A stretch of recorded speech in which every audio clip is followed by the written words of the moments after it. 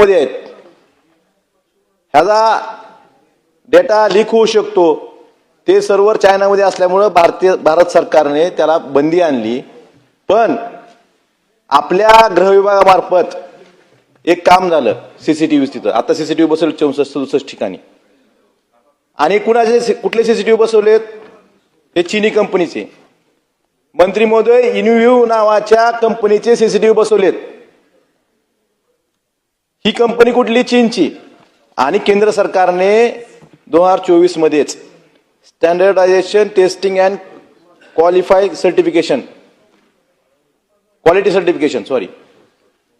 STQC हे norms लागू केले होते। आणि स्पष्ट असे आदेश होते केंद्र सरकारचे की ज्या कंपन्या STQCच्या इम्पॅनलमेंट मध्ये आहेत त्यांचे सीसीटीव्ही बसवायचे। मग तुळजापूरमध्ये सीसीटीव्ही बसताना केंद्र सरकारच्या नियमाचं पालन का केलं गेलं नाही?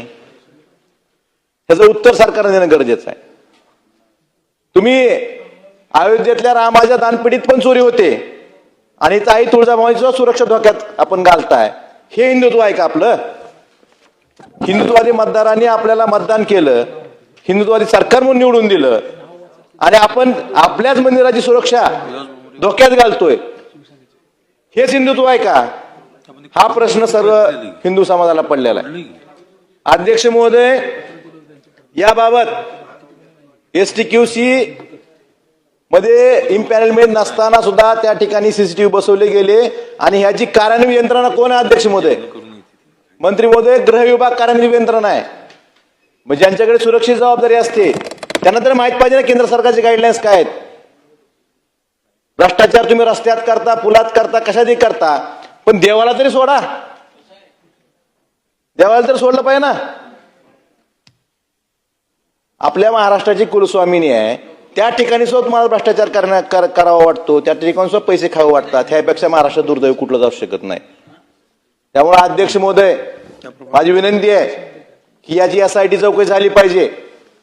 आणि यात कुणी असतील, राजकारणी असतील, अधिकारी असतील, यांना तुम्ही त्यांच्यावर कठोर शिक्षा केली पाहिजे, हीच माझी विनंती आहे। आणि मला अपेक्षा आहे की आई तुळजाभवानीच्या रक्षण त्यावेळेस पुजाऱ्यांनी आदिलशहापासून केलं होतं, आदिलशहाच्या सरदारापासून, अफजल खानापासून केलं होतं।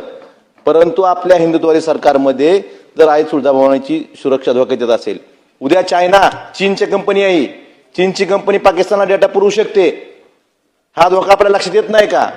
त्यामुळे याची चौकशी झाली पाहिजे, SIT नेमली पाहिजे, आणि दोषी आहेत त्यांच्यावर कठोर कारवाई केली पाहिजे, ही मागणी मी आपल्या माध्यमातून सरकारला करतोय।